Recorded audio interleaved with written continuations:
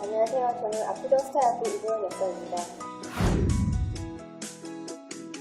안녕하세요. 수지그린 약국 운영 중인 박종필 약사입니다.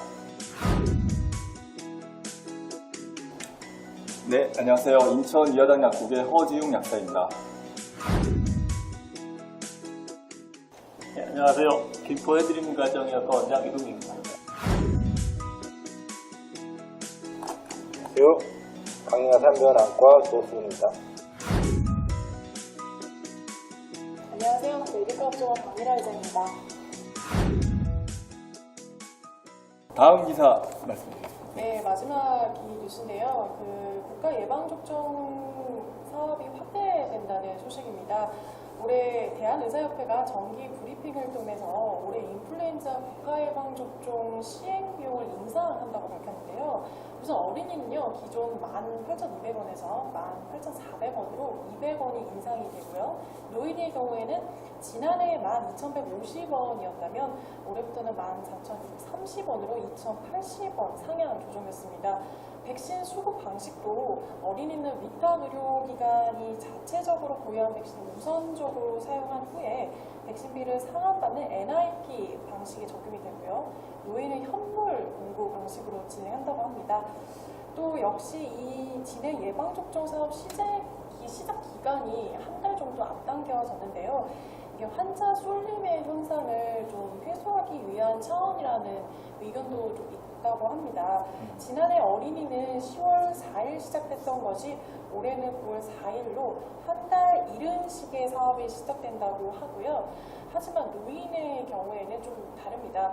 만 75세 이상은 지난해에 비해 약 일주일 정도 앞당겨졌지만 만 65세 이상은 지난해보다 이틀 늦게 시작된다고 합니다. 또 동인 대상의 접종 사업 기간은요, 위탁 의료 기관의 경우 올해 11월에 종료되지만 보건소는 백신 소진까지 진행된다고 이협이 밝혔는데요. 이 말은 즉슨 위탁 의료 기관의 경우에는 노인 예방 접종 기간이 보건소보다 짧다는 건데요. 이 때문에 위탁 의료 기관과 보건소 간의 마찰도 좀 생겨날 수 있을 것으로 저희가 판단하고 있습니다.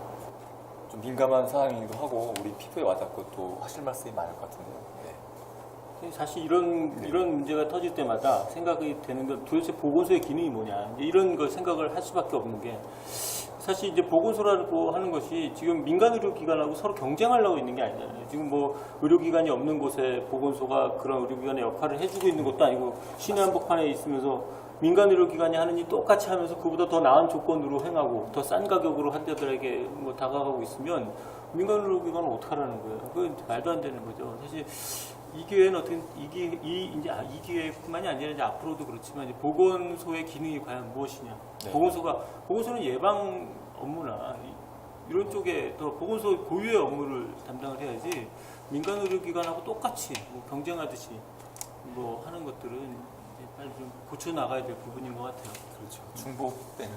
네. 아까 전에 이야기 나왔던 그 수가에 대한 부분을 이제 사실 약사들은 잘 모르는 부분이거든요. 그 18,000 얼마 정도에 드는 그 금액이, 그러니까 이제 병원에 지급이 되는 게 백신을 가져오셔서 뭐 보관하는 비용부터 시작해서 접종을 다 하고 사후 처리까지 하는 그 모든 비용에 18,000원을 지급을 하는 거죠. 그렇죠. 그 이제 약값도 있고 거기다 이제 접종비가 이제 통틀어 접종비라고 하면 네. 접종비가 있는 거예요. 일종의 행위료죠. 행위료가 들어있다고 볼 수 있는데 근데 그런 부분에 있어서 그 의사들은 좀 자존심이 상할 수도 있는 부분, 상하고 있는 부분이 뭐냐면 너무 이게 푼돈을 들여서 굉장히 생색을 내고 그 국가는 우리가 너희들에게 돈을 주고 있지 않냐라 식으로 온갖 참견은 다 해가면서 이제 그런 것에 우리가 이제 모멸감을 느낄 때가 굉장히 많죠.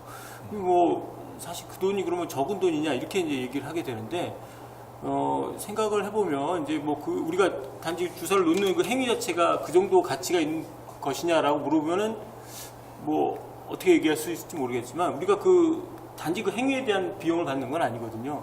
어떤 접종을 했을 때 생길 수 있는 부작용들 그런 문제에 대한 다 관리를 우리가 해야 되는 거고 그거에 대한 보상해야 되고 100개를 잘랐다가 하나 잘못 놓으면 그것으로 인해서 환자들이 우리들에게 하는 그 컴플레인들은 얼마나 강한 건데 센 건데 그런 부분에 대한 보상인 거죠. 네. 마치 위험수당 같은 거라고 개념이라고 보시면 되죠. 그렇게 따지면 그 접종비라고 하는 행위료 자체는 매우 이렇게 많지 않은 거다. 의사들에게 그렇게 생각하실 수 있겠다고 보겠습니다.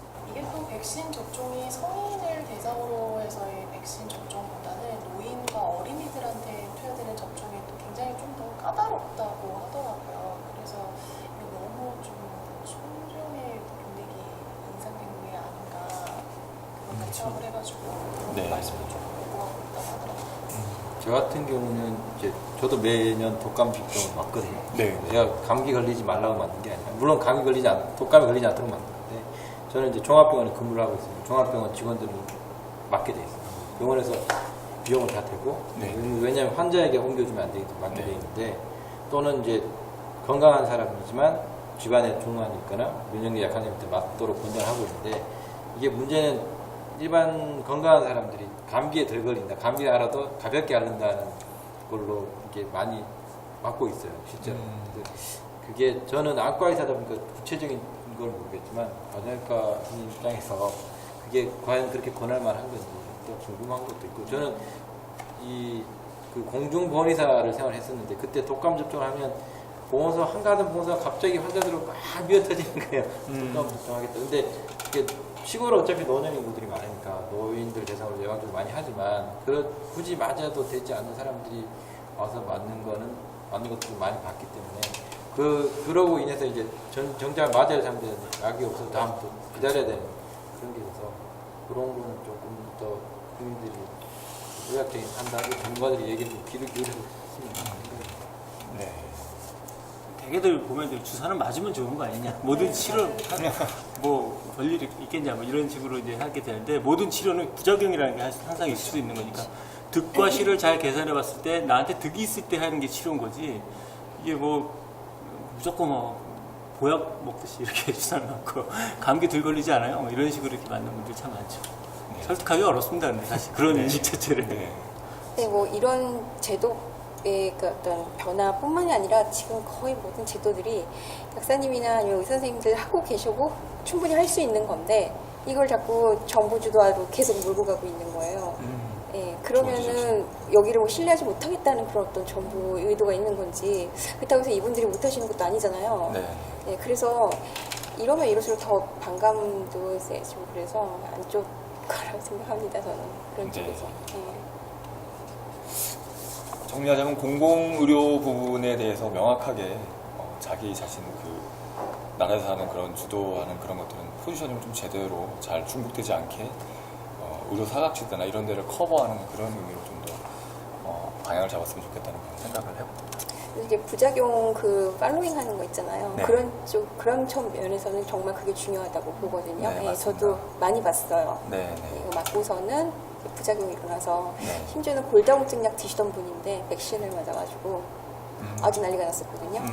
예, 굉장히 막 생명 위태로울 정도로 그랬었어요. 그러니까 그거를 계속 팔로우 할 수 있게 지역 병원에서 다 커버할 수 있게 해줘야 되지 않나 싶어요. 보건소가 그까지 못하니까. 네, 좋은 말씀. 의료라는 게 이제 아까도 말씀드렸듯이 공공재의 성격을 굉장히 강하게 가지고 있는 것인데 이제 그 의료라는 것을 그래서 국가가 책임지기 시작하면 일어나는 그 변화 자체가 뭐냐면 무조건 싸게 그리고 온갖 국가가 참견 이렇게 이어지니까 의사들 입장에서는 그것에 대해 반발이 되게 강하죠. 의약분업 원래 취지하고도 다른 것 같아요. 의약분업의 취지는 어쨌든 이런 의료 서비스의 질을 높이는 건데 오히려 반대로 가고 있는 거니까. 예. 질도 낮아지고. 그렇죠. 예. 그런 양상으로 변하는 것은 좀 안타까운 거죠. 그러니까 공공재의 성격을 가져서 공공재의 성격으로 점점 더 발전되고 국가가 책임지는 건 맞는데 국가가 책임지면 책임질수록 네. 점점 더 이제 의료인들에게 이제 짐이 되고 더 이제 질은 낮아지고 이런 변화가 생기죠. 그러니까 국가가 책임을 지더라도 또 전문가들의 의견 자체를 이제 존중하고 전문가들에게 맡기고 그런 식으로 해야 된다고 생각이 들어요. 네, 좋은 말씀 해주셨습니다. 저희들이 모여서 이렇게 재미있게 얘기도 나누지만 저희들이 이제 방금 말씀하신 것처럼 그 어떤 관에 있는 분들, 제도하시는 분들한테 현장의 어떤 그 실질적인 목소리를 전달할 수 있는 좋은 통로가 됐으면 좋겠습니다. 어떤 재미있는 그런 그 기사가 있었냐면요. 킨타일즈의 IMS 연구소 2016년 그런 조사 자료인데요. 미국의 경우입니다. 미국 의약품 사용 트렌드. 제가 쪽지여서 좀 보고 이렇게 정리하자면 주목할 점은 3개월 이상 처방에 해당하는 만성 처방이 지난 2년과 비교해 급격히 증가했다고 합니다. 그러니까 이 부분이 이제 그 고령화 사회로 가면서 우리나라도 예외는 아닐 것 같거든요. 이 부분에 대해서 좀 잠깐 저희도 한번 얘기를 나눴으면 하거든요. 당연한 거 아니에요? 당연한 거 너무 당연해요. 당연하다는 결론이 뉴스라고. 내일은 제가 저쪽에서 듣고 그러니까 제가 이 말씀을 왜 드리냐면은 뭐 미국의 경우가 이제 저희도 실제로 지금 진행되고 있고 너무나 당연한 건데 과연 그러면 우리 정부나 우리 또 의사 약사는 올바른 어떤 제도나 이런 준비를 하고 있나 한번 좀 생각해야 되지 않을까. 너무나 정말 빠르게 진행되고 있거든요. 그래서 이 부분도 그러니까 이게 국가 보험 재정하고도 연결되어 있고 그래서 한번 던져봐야 될 화두인 것 같아서 제가 한번 했고요. 그 다음에 이제 심평을 하면 다들 여기 계신 분들은 민감할 텐데 네. 최근 5년간 이의 신청이 80% 넘게 증가했대요. 그러니까 뭐 두 가지 경우일 수 있어요. 그러니까 뭐 요양기관에서 이의를 제기한 거가 많을 수도 있고 반대로 심평을 해서 필요 이상으로 많이 삭감을 내릴 수도 있는 거죠. 근데 재밌는 거는 저희가 놓치지 말아야 할 게 그 이의 신청의 절반이 재조정이 돼요. 그래서 이 기사의 결과는 마구잡이식 삭감 아니냐 이런 얘기를 하거든요. 어떻게 현장에 계신 분들은 어떻게 느끼시나요? 할 말씀이 많으실 것 같아요. 의사들이 아직 공부하는 부분인데 이게 심평이 이런 삭감을 하는 게 네. 사람이 일일이 보면서 꼼꼼하게 삭감을 하냐 그게 아니라는 거예요. 네. 컴퓨터 프로그램이죠. 그냥 쓱 맞습니다. 스캔하면서 쫙 잘라 나가는 거잖아요. 맞습니다. 예. 그러니까 이 말도 안 되는 삭감들이 이제 일어나게 되죠. 네. 그러면 이제 야 이걸 삭감해? 하면서 이제 우리 의사들이 그 이의 신청을 하면 진짜네? 하면서 이제 그걸 수정을 해주는 거예요. 근데 그렇게 이의 신청을 할 수 있는 기관들이 몇 개나 되겠냐는 거예요. 대부분의 원장들은 이게 그런 이의까지 그 돈 안 받고 말지 이렇게 되지 이의 신청을 잘 안 한다고요. 맞습니다. 근데 이제 뭐 좀 인력이 좀 있는 좀 그런 일을 해줄 수 있는 사람이 있으면 병원에 그렇게 이의 신청을 꼼꼼하게 할 수가 있는데 그렇지 못한단 말이죠. 맞습니다. 그러니까 이게 너무 이제 화가 나는 거죠. 그러니까 나는 분명한 의학적 소신으로 이렇게 진료를 했는데 이거를 삭감이라는 것으로 그냥 다 없어버리니까. 이제 삭감이 네. 의학 기준에 부족한 치료를 했을 때 삭감을 하는 게 아니라 네. 어느 일정 수준의 삭감을 목표로 해서 삭감한다는 맞습니다. 정해놓고 그런 게 확신인지 어떤지 모르겠는데 그런 느낌 심평의학이라고 그러죠. 심평. 네, 맞습니다. 심평의학입니다. 우리가 의학 교과서를 보고 그 교과서대로 진료를 해야 되는 게 아니라 심평원의 기준을 보고 처방 보험 기준을 보고 저도 보험 기준을 벽에 붙여놓고 있거든요. 그러니까